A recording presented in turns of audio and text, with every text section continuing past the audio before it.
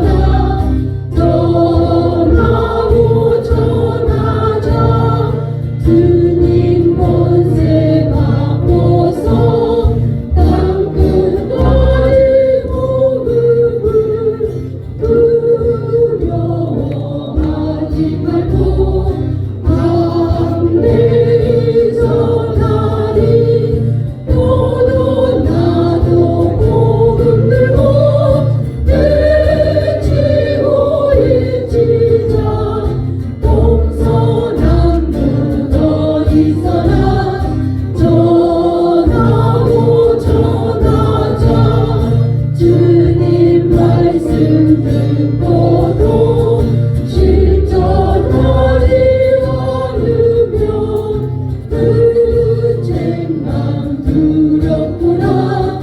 순종에 전하리. 너도 나도 복음 들고 외치고 외치자. 동서남북 어디서나 전하고 전하자.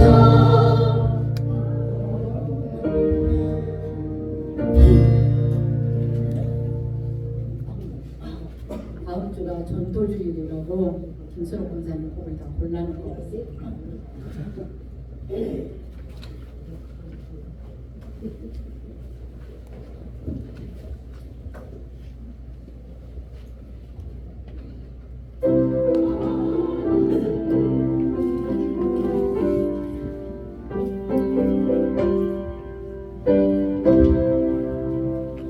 듣는 사람마다 복음 전하여 복스러운 소식 두루 퍼지세.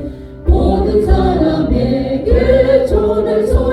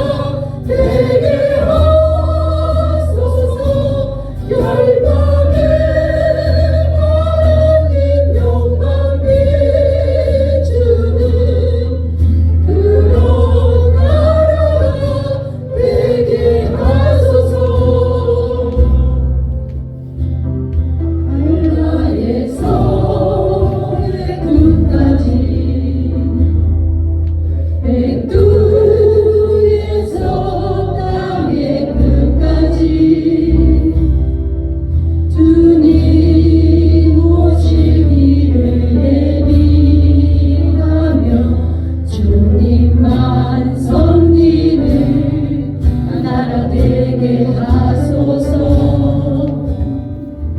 이 땅에 주님 교회 일에 하늘의 생기 부어주소서. 멸망을 치유하는 주 백성 주님의 군대를 일으켜 주소서. 성령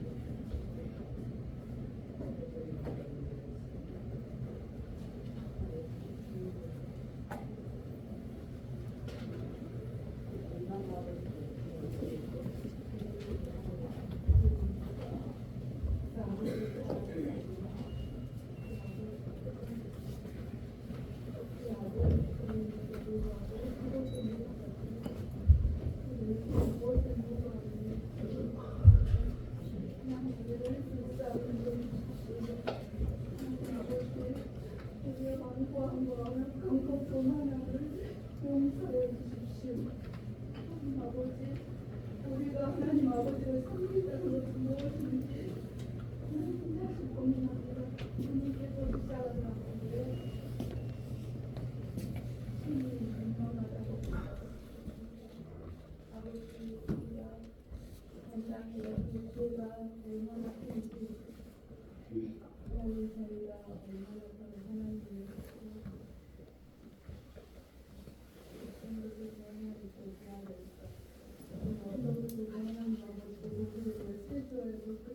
무엇이 있습니까? 우리의 악함 주님을 고백합니다. 주님 불쌍히 여기시고 하나님 아버지 우리가 겉과 속이 다르고 말과 행함이 다르고 하나님 우리 거짓으로 얼룩져 있으면서 다른 사람을 정죄하는 것을 하고 하나님 우리를 긍휼히 여겨주십시오. 하나님 아버지 시간도 우리가 예배 자리에 있습니다. 보십시오.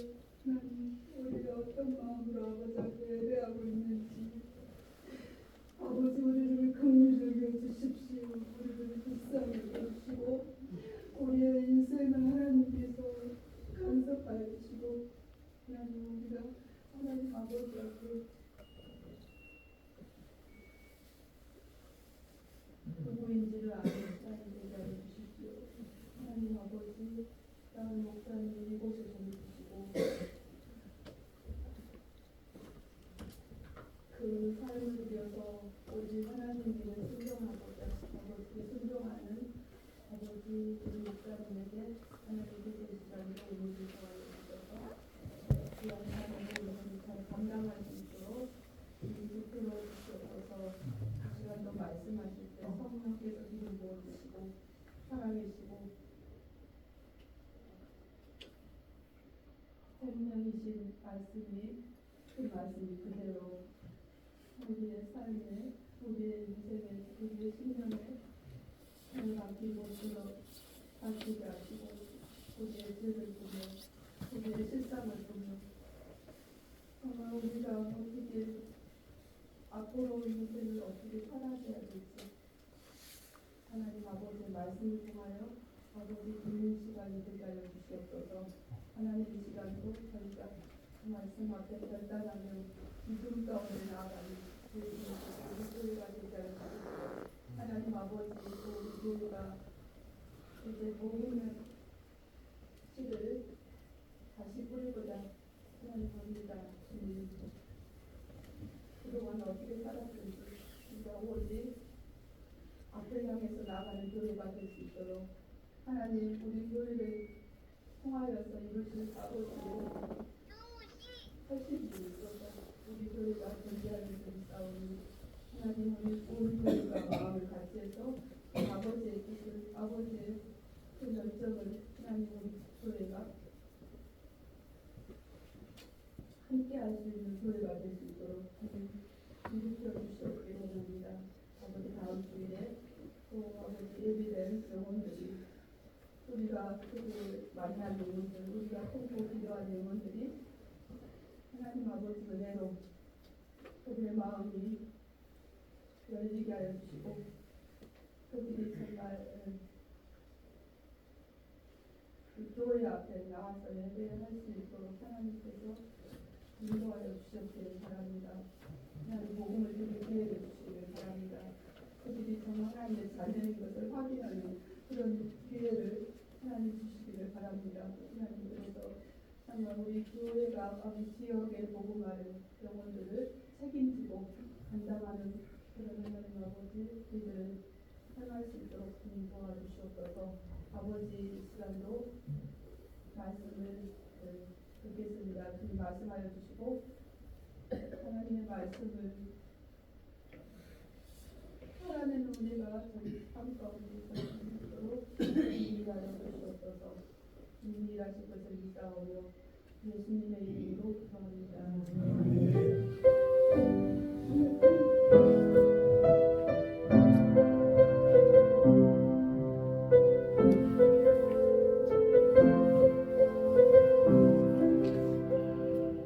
예, 교회 소식 전하겠습니다. 우리 이숙희 원장님, 우리 장관님 너무 수고 많으셨습니다. 너무 잘하셨습니다.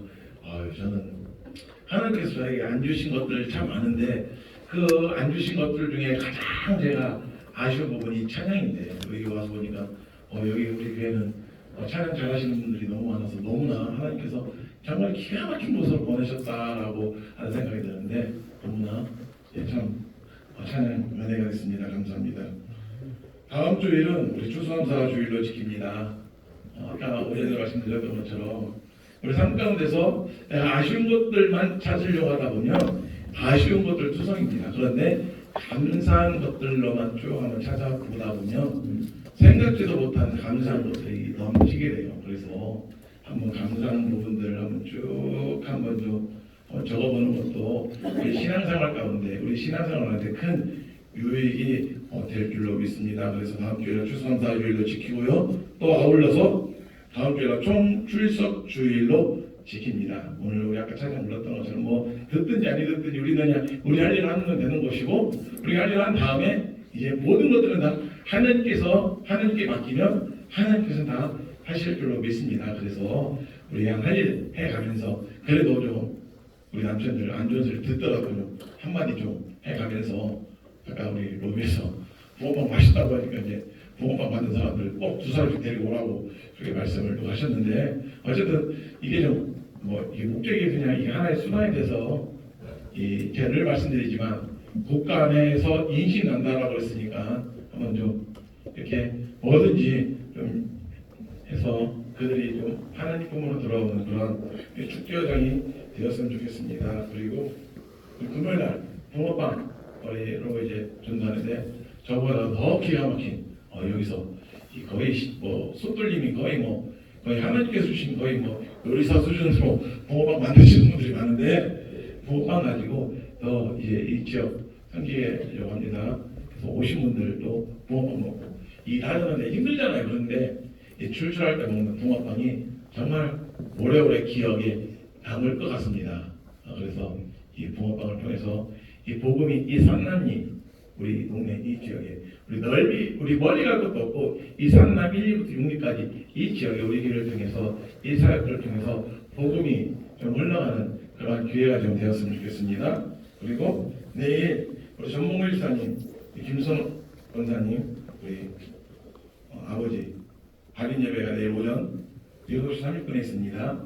장례식장으로 바로 오실 분은 7시 30분까지 농육 장례식장으로 오시고 교회에서 출발하실 분들 7시 10분까지 그리고 가는 길에 저 좀 데리고 가주세요라고 하시는 분들은 저나 우리 경주부장 우리 조성희 형님인데 조성희 형님이나 이야기를 해주시면 가는 길에 모시고 가겠습니다. 그래서 함께 우리 슬퍼할 때 같이 슬퍼하고 또 기뻐하는 일에 같이 기뻐하는 그런 교회가 될 수 있길 바랍니다. 다른 광고는 오전 광고와 동일합니다. 말씀 보겠습니다. 창세기 39장 1절부터 6절까지 말씀 구약 60쪽에 있는 창세기 39장 1절부터 6절까지 말씀을 우리 함께 한 절씩 읽겠습니다. 창세기 39장 1절부터 6절까지 말씀 우리 찾았으면 한 절씩 교독하겠습니다. 제가 먼저 읽겠습니다. 요셉이 이끌려 애굽에 내려가매 바로의 진리대장 애굽 사람 보디발이 그를 그리로 데려간 이스마엘 사람의 손에서 요셉을 사니라.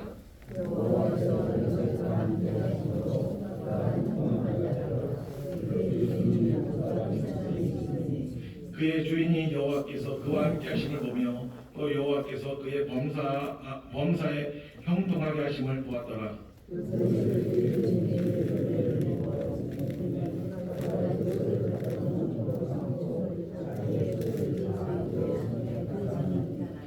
그가 요셉에게 자기의 집과 그의 모든 소유물을 주관하게 한 때부터 여호와께서 요셉을 위하여 그 애굽 사람의 집에 복을 내리심으로 여호와의 복이 그의 집과 밭에 있는 모든 소유에 미친지라.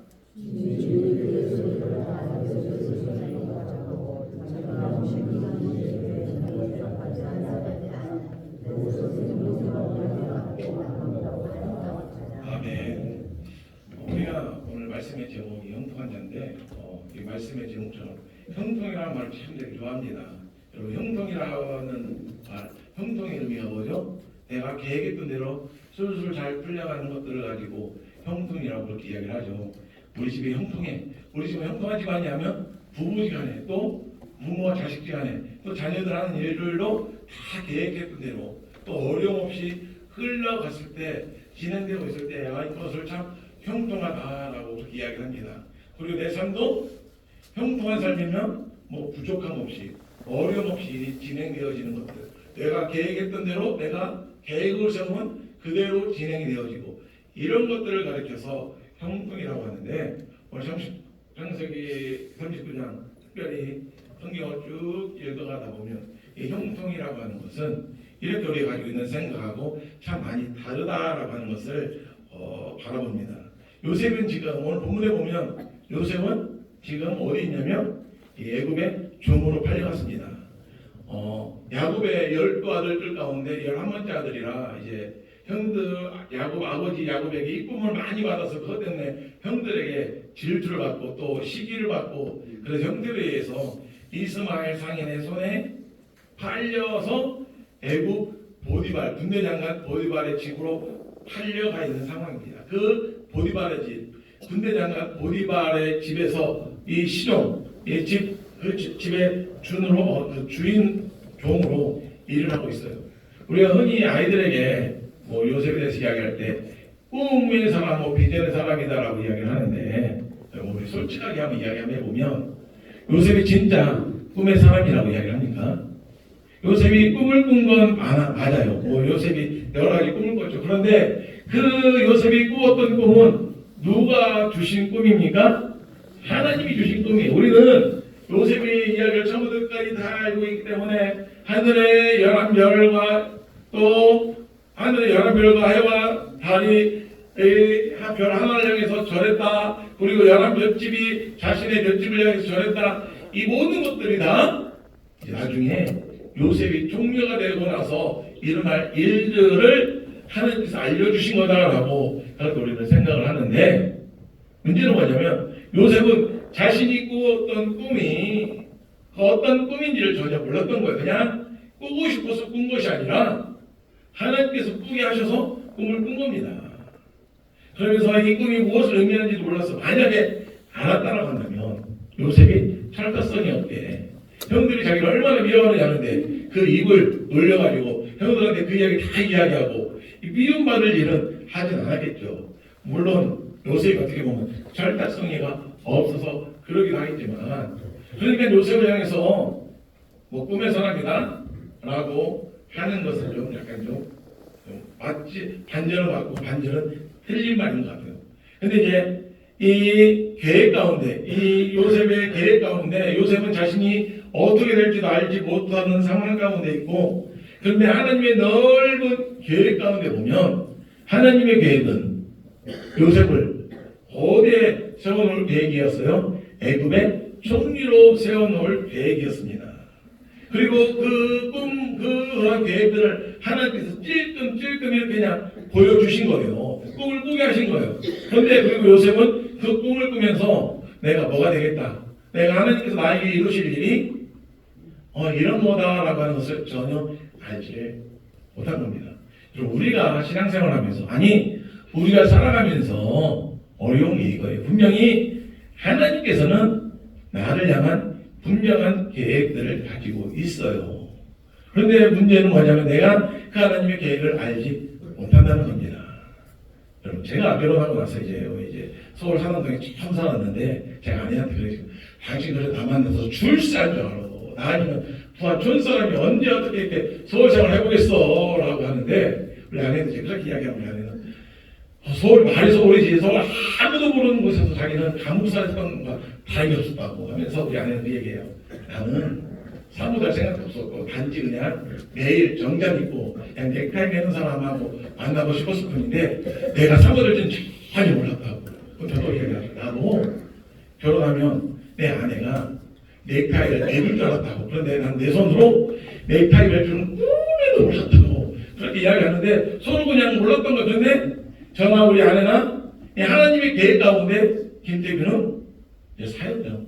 또 김민희는 사고로 이런 계획을 세워놓고 그 길들을 조금씩 인도하고 계신 거예요. 우리 삶이 마찬가지입니다. 하나님께서 나를 향하는 계획들을 나에게 알려주시면 되는데 저에게 알려주시면 되는데 야 태균아 이번에 너 시험 떨어질 거야. 그런데 한 번 더 공부 열심히 해서 공부 열심히 하면 너 신대원 들어갈 거야. 너 이 전주에서 조금만 더 사역하다가 내가 너를 그 다음 사역지로 옮기도록 해줄게. 이렇게 상의를 해도 내 삶을 이끌어 가신다면 참 되게 좋겠는데 문제는 하나님께서 내 삶의 주인이시고 내 삶을 이끌어 가신다라고 하는 것을 알고 있고 고백하면서도 내가 그 하나님 나를 향한 하나님의 계획이 도무지 알지 못하는 겁니다. 그러면서 내가 가지고 있던 꿈, 내가 되겠다라고 하는 그 꿈이 하나님께서 원하시는 꿈인지 하나님의 계획인지 서로 이 맞춰가는 과정이 우리 삶의 과정이잖아요. 오늘 이 본문 창세기 39장을 보면 오늘 이 본문도 마찬가지입니다. 요셉은 지금 애굽의 총리로 와 있는데 하나님의 넓은 그 계획 가운데 보면 애굽의 그 종으로 와 있는데 보디발의 집에 종으로 끌려와서 억울하게 이 종으로 하고 있는데 넓은 계획 가운데 보면 하나님께서는 이제 요셉 애굽 총리 만들기 그 계획이 이제 본격적으로 그 하나님의 계획이 시작이 된 겁니다. 애굽에서 요셉을 총리로 세워서 이제 하나님께서 아브라함에게 약속하신 이제 이방 나라에서 너희 후손들이 400년 동안 종노할 것이다. 그리고 이방 땅에서 너의 자손들이 하늘의 별처럼 바다의 모래알처럼 많아지게 할 것이다 라고 아브라함에게 약속하셨던, 이삭에게 약속하셨고 야곱에게 약속하셨던 그 하나님의 계획이 이제 막 시작되는 그 찰나에 있는 겁니다. 근데 여러분 이 객관적인 조건만 놓고 보면, 이 요셉의 상황만 놓고 보면 요셉이 형통합니까? 불행합니까? 불행해요. 이 누가 종으로 있는 것이 좋아하겠습니까? 여러분 이건 불행입니다. 그뿐입니까? 창세기 39장이 뒷부분으로 넘어가다 보면 이 보디발의 집에서도 또 억울하게 누명을 쓰고 감옥으로 들어갑니다. 여러분 이것이 행복입니까? 여러분 이것이 형통입니까? 그냥 우리가 바라보면 이 세상의 시각으로 바라보면 이러한 요셉의 삶은 도무지 형통의 길이 아닙니다. 그런데 오늘 39장을 1절부터 23절까지 쭉 여러분 읽어가다 보면 집에 가서 한번 읽어보세요. 1절부터 23절까지 쭉 읽어가면서 여러분 형통이라고 하는 말이 한번 동그라미 한번 참 한번 읽어보세요. 형통이라는 말이 참 많이 나옵니다. 우선 몇 군데만 한번 보면 2절에 보면 2절 우리 한번 화면으로 같이 한번 읽어볼까요? 여호와께서 요셉과 함께 하심으로 그가 형통한 자가 되고 2절에 나오죠. 또 3절에 봅니다. 시작. 그의 주인이 여호와께서 그와 함께 하심을 보며 또 여호와께서 그의 범사에 형통하게 하심을 보았더라. 그리고 23절입니다. 여호와께서 그를 범사에 형통하게 하셨더라. 이 얼핏 봐도 세 번이나 형통이라는 말이 반복이 되어집니다. 그런데 요셉의 삶을 놓고 보면 요셉의 지금 환경은 어떤 환경이에요? 종으로 있는 환경입니다. 마음대로 할 수 있는 환경이 아니에요. 어쩔 수 없는 환경입니다. 그런데 이 형통이라는 말, 여러분 한번 눈치채셨습니까? 형통이라는 말을 항상 하면서 그 앞에 항상 똑같이 반복돼서 나오는 단어가 있어요. 뭘까요? 에? 예? 예? 범사. 예, 범사. 맞습니다. 확실히 장로님들이에요. 그리고 또 그 앞에서 여호와께서 요셉이 감옥에 있는데 성경은 요셉을 향해서 형통했다라고 이야기합니다. 그러면 환경 가지고 이야기하는 거 아니에요. 그럼 형통했다, 형통하지 않았다. 그 기준 뭐예요? 옆에 누가 있느냐, 있지 않느냐라고 하는 겁니다.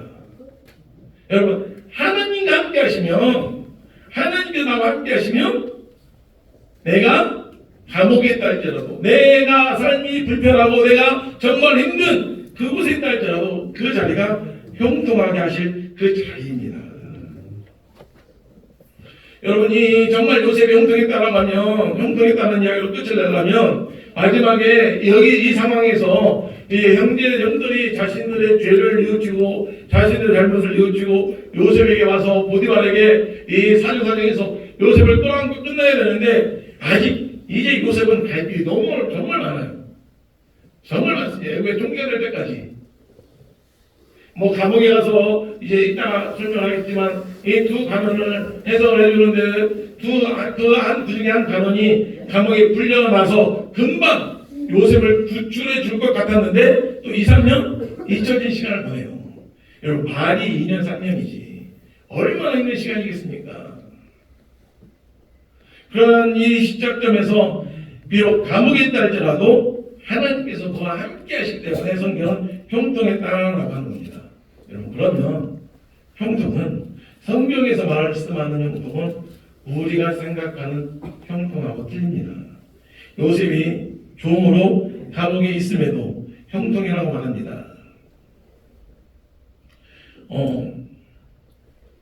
지금 내 눈앞에 있는 환경, 내 갇혀 있는 상황들을 보고 그 상황들이 좋다, 나쁘다, 나를 힘들게 하는 사람들이 많다, 내가 마음대로 안 들다, 내가 건강이 안 좋다, 내가 물질적으로 많은 어려움이 있다, 우리 가정이 불화가 많다, 우리 가정이 시끄럽다, 내 자식들이 내 마음대로 되지 않는다, 이것들을 가지고 형통이냐 불행이냐를 논하는 것이 아니라 내가 그 하나님께서 나를 보내신 그 자리에서 하나님께서 나와 함께 하신다고 하면 그 자리는 형통한 자리인 거예요. 하나님께서 나를 이 자리에 왜 보내신 거예요? 내가 필요하기 때문에 보내신 겁니다. 여러분 믿으십니까? 그래서 세상의 눈으로 형통을 바라보지 말고 믿음의 눈으로 형통이라고 하는 말을 생각해 보면 분명한 건 내가 왜 우리 가정에 왜 내가 믿지 않는 가정에 남편도 있는데 영적 가정으로 하나님께 나를 세워주셨을까? 내가 그렇게 믿음의 가정에서 결혼하고 싶었는데 왜 우리 가정은 우리 남편도 그러고 왜 우리 집안 부모님들도 그러고 왜 믿지 않는 사람들 구성일까? 라고 한다면 하나님께서 내가 그 자리가 필요하기 때문에 나를 그 자리로 보내신 겁니다. 나와 함께 하시기 때문에 나는 그 자리가 하나님께 나를 보내신 그 자리가 형통한 그 자리인 거예요. 그런데 보세요. 그렇다면 하나님께서 우리와 함께 하신다고 한다면 지금 나의 모습이 내가 원했던 모습이든지 원치 않았던 모습이든지 이 자리가 중요한데 그러면 한번 여러분 요셉이 애굽의 총리가 되는 것하고 이 보디발의 집에 종으로 있는 것하고 대체 무슨 상관이 있을까? 뭐가 이렇게 필요할까? 그런데 아니더라고요. 하나님께서 요셉 보디발의 집으로 종으로 세우신 것은 요셉이 이 자리에 꼭 필요한 훈련시킬 자리예요. 이제 나중에 여러분 다 알겠지만 이 감옥에서 보디발의 집에서 어디로 갑니까? 감옥으로 끌려갑니다. 그 다음에 이제 애굽의 총리가 되는데 하나님께서 애굽이라는 큰 나라 땅덩어리에 그 2인자로 세우기 위해서 지금 작은 곳에서부터 차근차근 훈련시키고 계시는 거예요. 요셉은 몰랐을 거입니다. 그런데 하나님께서는 이것이 이 보디발의 집에 있는 자리가 보디발의 집에 종으로 있는 자리가 하나님께서 요셉을 시험하는 자리입니다.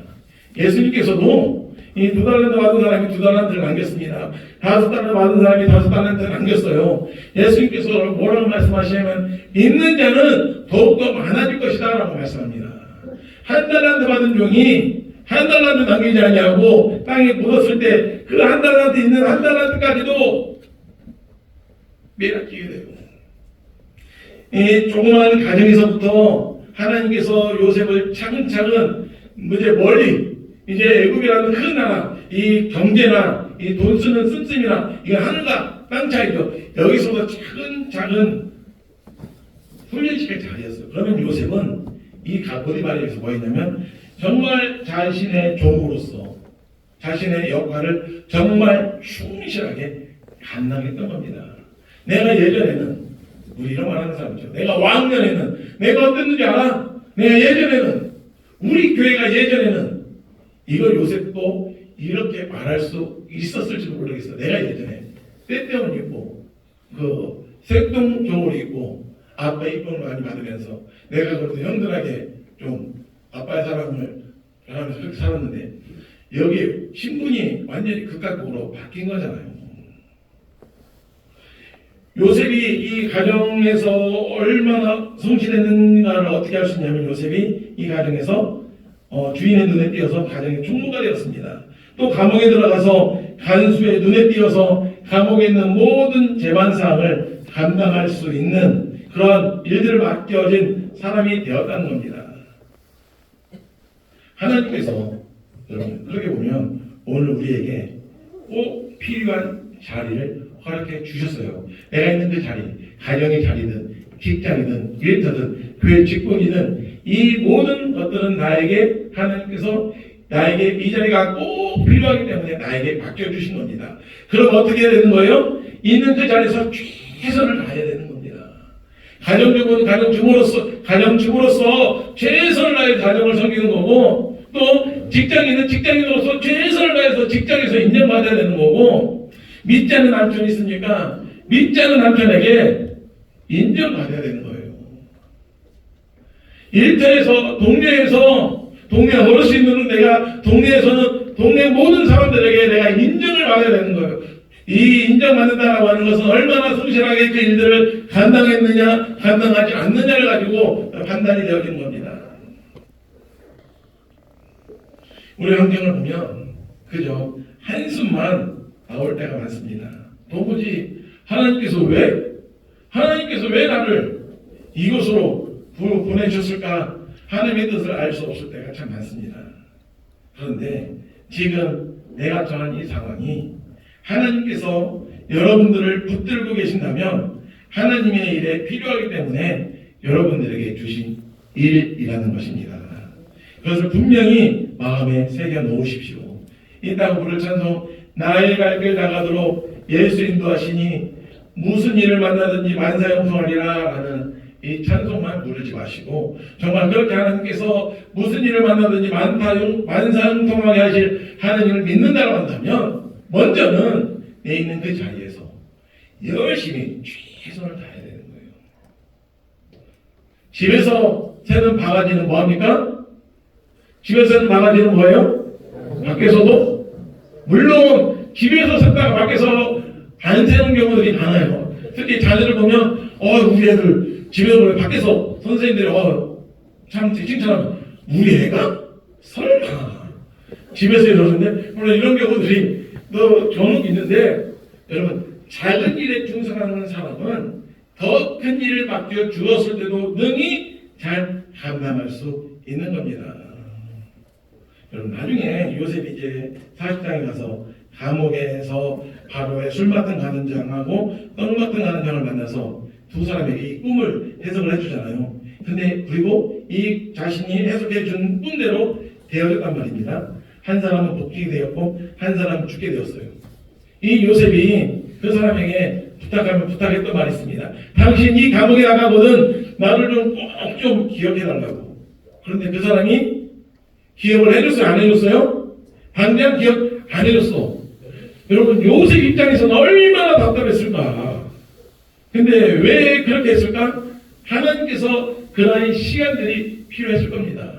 여러분 이제 막 감옥에 있다가 누명이 벗겨져서 복직한 이 관리 이 바로왕이 무엇을 믿고 그 사람 이 주장하는 사람을 쓸 수 있을까요? 더군다나 어쨌든 이 술마등 하나님의 사회적 사정해가지고 요셉을 좀 억울한 일이 있으니까 풀어주시오라고 해서 풀어줬다는데 지금처럼 뭐 주민등록증 있는 것도 아니고 어디 가서 요셉을 찾을 수 있겠습니까?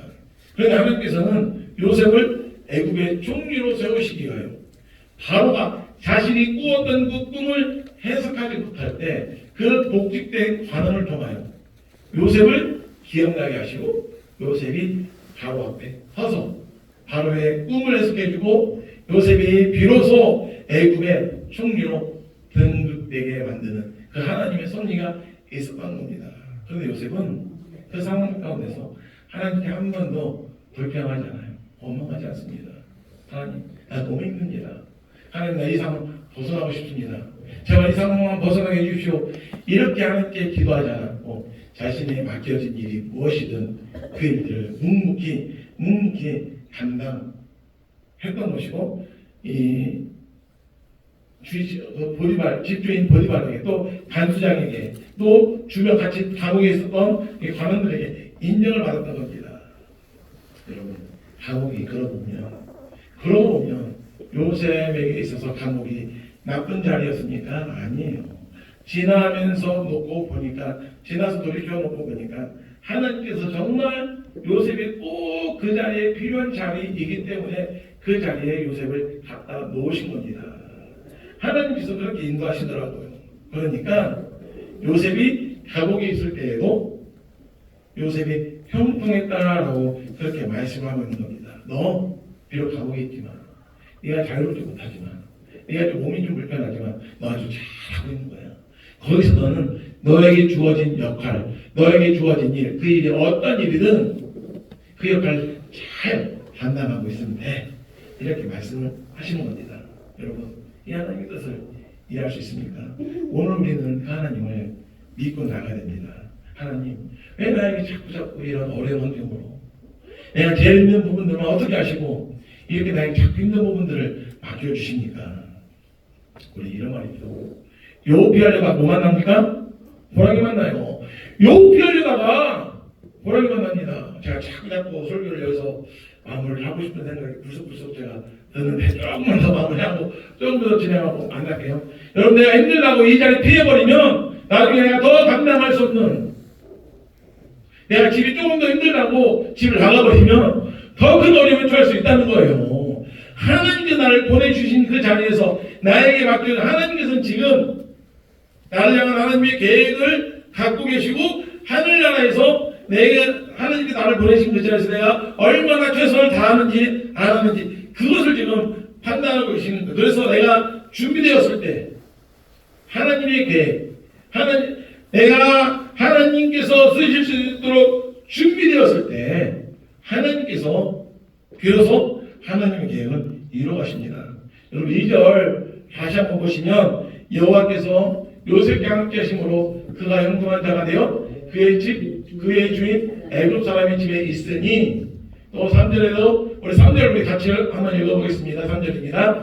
그의 주인이 여호와께서 그와 함께 하심을 보며 또 여호와께서 그의 범사에 형통하게 하심을 보았더라. 여러분, 이제 제가 진짜 드리고 싶은 말씀은 이겁니다. 하나님께서 왜 요셉을 형통하게 하셨을까? 하나님의 계획, 요셉이 하나님의 뜻을 알고 총리되는 뜻이 아니라 이곳에 보내신 뜻을 알고 요셉이 주어진 그 자리에 최선을 다해서 나아갔어요. 그랬더니 하나님께서 요셉의 형통하심을 어떻게 역사하셨느냐면, 보세요. 여호와께서 누구를 위하여? 요셉을 위하여. 요셉을 위하여 누구의 집에? 애굽 사람의 집에. 여러분, 보디발이 하나님을 믿는 사람입니까? 안 믿는 사람입니까? 안 믿는 사람이에요. 그런데 그 집에 복을 내리셨다고요. 누구를 위해서? 요셉을 위해서. 또 21절에 보면 여호와께서 요셉께 함께 하시고 그에게 인자를 낳아서 간수장에게 은혜를 받게 하심에 요셉과 함께 하셔서 요셉을 통해서 누구에게 복을 주셨습니까? 간수장에게. 여러분, 하나님의 섭리가 이겁니다.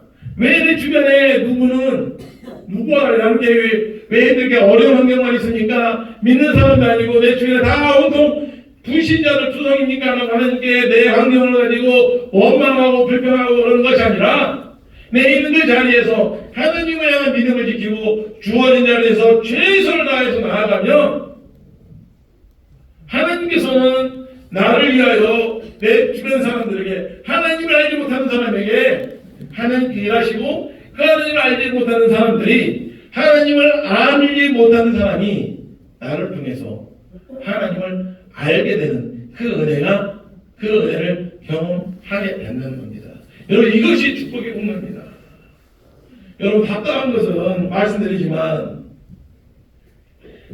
나는 도무지 하나님의 계획을 알지 못하잖아요. 저도 모르겠어요. 하나님께서 왜 나를 이 학교로 보내셨는지를. 제 계획 가운데는 그래서 저는 이제 그런 생각을 해본 적이 없었는데 저는 늘 말씀드리지만 전업이 내 사는 곳에 제일 안 다니겠다라고 생각했었는데 정말 오다 가다가 합병 중에서만 들렸지 이 합병당 그런데 분명히 하나님께 나를 형통케 하시기 위하여 이곳에 보내셨어요. 나를 이곳에 하나님께 담임 목사로 세우셨습니다. 그럼 저는 어떻게 해야 되니까 목사로서 죽기 살기로 일해야 되는 거예요. 그러면 나를 통해서 교회가 또 이 지역에 복을 받는 겁니다. 여러분 마찬가지입니다. 하나님께 날 보내신 자리가 편한 자리가 어디 있겠어요? 맨날 모든 사람들이 다 나를 좋아할 사람들이 어디 있겠습니까? 내가 계획했던 대로 내 자식들이 굴려가고 일들이 굴려가는 일들이 세상에 어디 있습니까?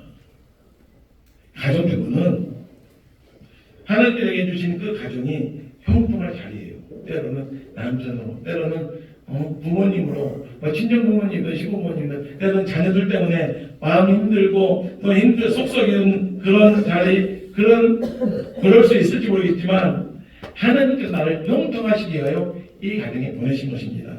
그렇기 때문에 맨날 이 가정 보면서 이놈의 집구석, 이놈의 망할 집구석 이렇게 그냥 저주만 하고 이 집구석 타령만 해서는 안 되는 거고 주어진 자리에서 가정적으로서 또 남편에서 최선을 다해 살아가는 것이고 또 직장인들 어렵다 할지라도 그 직장 하나님께 나를 보내신 그 직장은 하나님께 나와 함께 하시고 나를 영통케 하실 자리이고 나를 향한 하나님의 계획이 있는 자리입니다. 그래서 하나님은 크게 보시는 겁니다. 하나님 계획 속 하나님의 전체 계획 속에서 나를 보내시고 그래 너는 이 자리가 지금 필요하다. 너는 이 자리가 필요하다. 그리고 형통한지 형통하지 않는지 하나님께서 보시는 겁니다. 하나님께서는 나를 향한 계획들을 가지고 계시는데 그 계획들을 나와 상의하지 않으세요. 나에게 보여주시지 않습니다. 그렇기 때문에 오늘 우리가 한 가지 아는 것은 하나님께서는 이곳이 나를 보내신 자리이기 때문에 나의 손을 꼭 붙들고 인도하신다라고 하는 것 알고 계셔야 되고 그리고 하나님이 주시는 그 자리가 나를 위하여 준비하시고 인도하시는 자리임을 믿고 최선을 다하시기 바랍니다. 특별히 이 전도축제학교 한 가지 부탁을 드리는 것은 우리 주변에 남자 혼자 신앙생활 하는 것보다 여자 혼자 신앙생활 하는 가정들이 참 많잖아요. 남편들에게 최선을 다해서 남편들에게 인정받으십시오. 믿지 않는 남편들이 있다면 믿지 않는 시부모님들 믿지 않는 친정부모님이 있다면 가정에서 가까운 가족들에게 인정받으십시오. 그래서 남편이든 아니든 내가 지금은 교회 안 나가지만 그래 교회 다니려면 저렇게 우리 아누나처럼 우리 남편처럼 저렇게 신앙생활 해야지 이렇게 인정받으시길 바랍니다. 그리고 지금도 내 삶을 이끌어가고 계시는 하나님을 믿고 환경 너머에 계시는 주님을 바라보고 그래도 마지막 순간에 하나님이 이루시는 그 놀라운 일들을 경험하며 살아가는 저와 여러분이 되시길 주님의 이름으로 축원합니다. 기도합니다. 하나님 아버지 우리를 향한 하나님의 계획을 우리가 전부 다 알 수는 없지만 분명한 것 지금 이 자리가 내가 하나님께서 나를 필요로 해서 보내신 자리인 줄 믿습니다. 하나님 보내신 그 자리에서 우리가 최선을 다하여 하나님께 맡겨주신 일 간단히 해주시고 그리고 우리 있는 이 자리가 형통하게 하실 그 자리임을 알고 하나님을 높이며 환경이 아니라 그 환경 남아있는 주님을 바라보며 하루하루 주어진 삶 가운데 최선을 다해 살아가는 저희를 내게 하여 주셨어서 예수님 이름으로 기도드립니다. 아멘. 우리 384장 1절과 3절 보신 후에 축도로 예배를 마치도록 하겠습니다.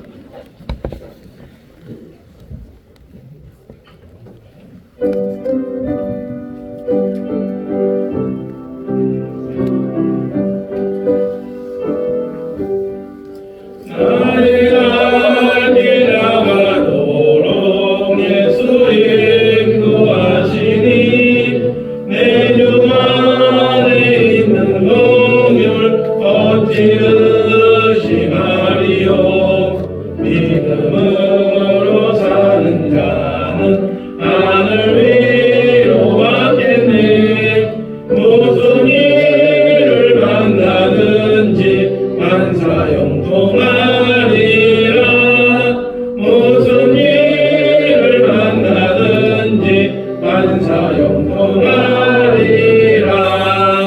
나의 갈길 나가도록 예수 인도하시니 그의 사랑 어디든지 말로 할 수 없도다. 성령 받은 영혼 하늘나라 갈 때에 영영 모를 나의 찬송 예수 인도하셨네. 영영 모를 나의 찬송 예수 인도하셨네.